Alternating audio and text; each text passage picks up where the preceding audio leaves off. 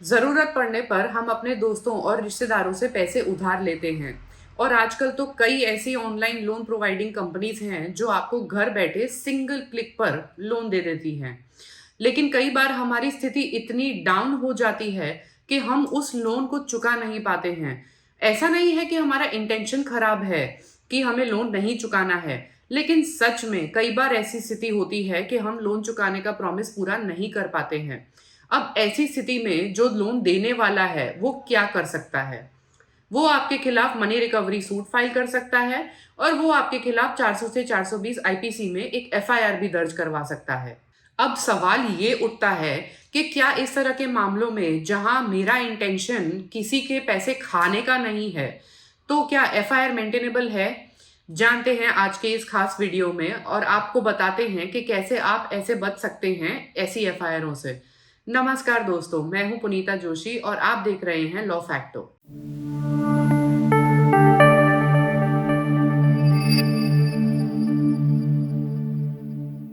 सबसे पहले हम उस जजमेंट का नाम जान लेते हैं। Satish Chandra Shah versus state of Gujarat, 3 जनवरी 2023, सुप्रीम कोर्ट। डिस्क्रिप्शन में लिंक है अगर आप पूरा जजमेंट पढ़ना चाहें तो। अब केस के फैक्ट्स कुछ इस तरह हैं कि यहाँ पर सतीश चंद्र शाह जी ने एक कंपनी से 21 लाख रुपए का लोन लिया और ये लोन उनको 1 साल में रीपे करना था। उन्होंने कुछ हद तक लोन अमाउंट रीपे भी कर दिया, लेकिन उनकी आर्थिक स्थिति ऐसी नहीं रही कि वो बाकी का पैसा चुका पाए। उनको रिमाइंडर आया, नोटिस आया, लेकिन उन्होंने हाथ खड़े कर दिए।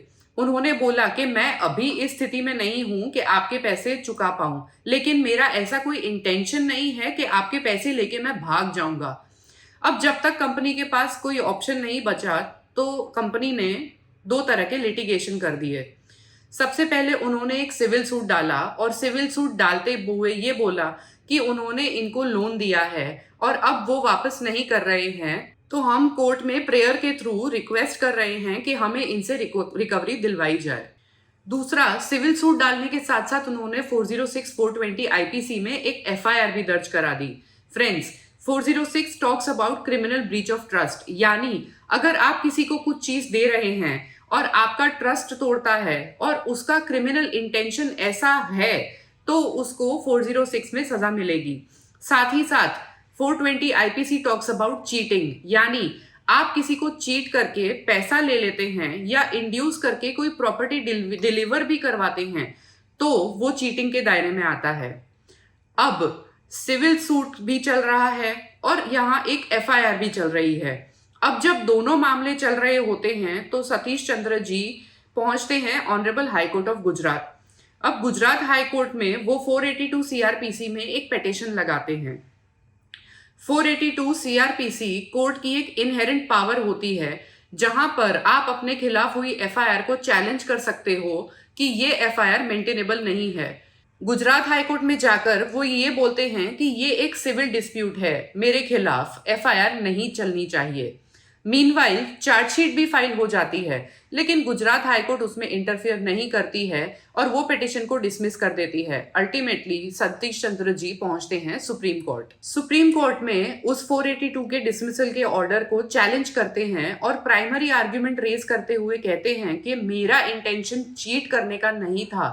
मैंने कुछ अमाउंट रीपे किया है लेकिन कुछ अमाउंट नहीं चुका पाया क्योंकि सही में मेरी आर्थिक स्थिति नहीं थी।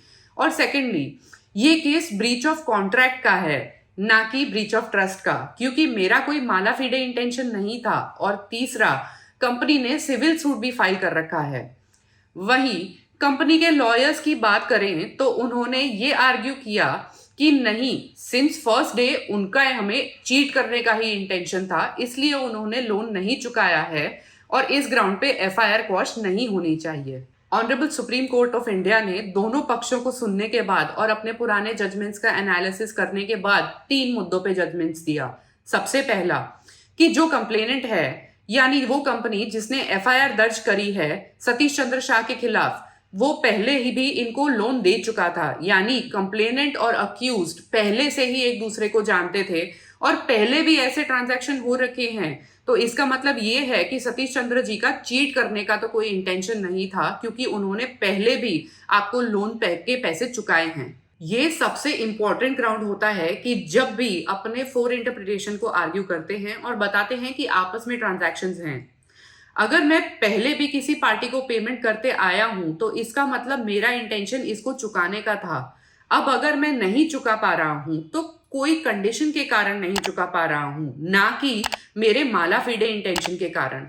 तो पहला पॉइंट, सुप्रीम कोर्ट ने डिसाइड किया कि कंप्लेनेंट और अक्यूज्ड आपस में एक दूसरे को जानते हैं, इसीलिए हमें नहीं लगता कि इस तरह की कोई चीटिंग हुई होगी। दूसरा, सुप्रीम कोर्ट ने ये कहा कि जब सिविल सूट ऑलरेडी फाइल हो रखा है, उसमें सतीश चंद्र जी का रिटन स्टेटमेंट यानी रिप्लाई भी आ चुका है। अल्टीमेटली सिविल कोर्ट ट्रायल कर रही है और वहां पर वो मैटर प्रोसीड हो रही है। तो जब ऑलरेडी कोर्ट में मैटर चल रही हो तो हम क्रिमिनल कोर्ट को ये पावर नहीं दे सकते या पुलिस को ये पावर नहीं दे सकते कि वो इसमें इन्वेस्टिगेट करे और आगे इसमें प्रोसीड करे। सुप्रीम कोर्ट का ये मानना था कि जब कोई सिविल डिस्प्यूट है, कोई पैसों का आपस में लेन देन का मामला है, तो आप हर मैटर के अंदर एफआईआर को कन्वर्ट नहीं कर सकते, आप क्रिमिनल प्रोसिक्यूशन को लॉन्च नहीं कर सकते। और यहीं से आया उनका तीसरा मुद्दा, जहां उन्होंने डिस्कस किया क्रिमिनल ब्रीच ऑफ ट्रस्ट और ब्रीच ऑफ कॉन्ट्रैक्ट को। Honourable supreme court of India ने कहा कि इन दोनों के बीच एक बहुत ही थिन लाइन ऑफ डिफरेंस है। अगर आप कोई कॉन्ट्रैक्ट की या अग्रीमेंट की कंडीशन को ब्रीच करते हैं तो ये ब्रीच ऑफ कॉन्ट्रैक्ट का केस होता है, इसके लिए सिविल सूट फाइल कर सकते हैं। लेकिन अगर आप क्रिमिनल ब्रीच ऑफ ट्रस्ट की बात करें तो ये तब होता है जब शुरुआत से आपका इंटेंशन किसी को चीट करने का रहा हो और ये पता चलता है केस की कंडीशन और सर्कमस्टांसेस को देखकर। अगर कोई कंप्लेनेंट ये प्रूव कर दे कि फर्स्ट डे से इनका इंटेंशन मुझे चीट करने का था, तब तो वहां पर क्रिमिनल ब्रीच ऑफ ट्रस्ट बनेगा। अगर ऐसा नहीं है, अगर पार्टी आपस में एक दूसरे को जानती है, सिविल सूट फाइल हो चुका है, ट्रांजैक्शंस पहले से भी हैं और कुछ पेमेंट दे भी चुके हैं और कुछ पेमेंट नहीं दे पा रहे हैं, तो this case would fall into the case of breach of contract, ना कि क्रिमिनल ब्रीच ऑफ ट्रस्ट। और इसीलिए ये केस 406 और 420 आईपीसी में नहीं आएगा।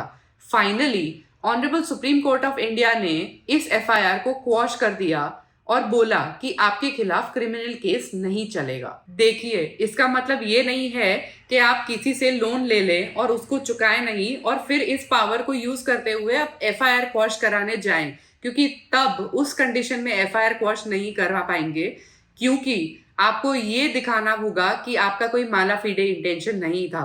तो जल्दी से चैनल को सब्सक्राइब कर लीजिए, बेल आइकन दबा दीजिए ताकि आप तक ऐसे इंटरेस्टिंग वीडियोस पहुंचते रहें। वीडियो पसंद आए तो लाइक और शेयर करिए और कोई डाउट हो तो कमेंट सेक्शन में जरूर से पूछिए। धन्यवाद। जय हिंद।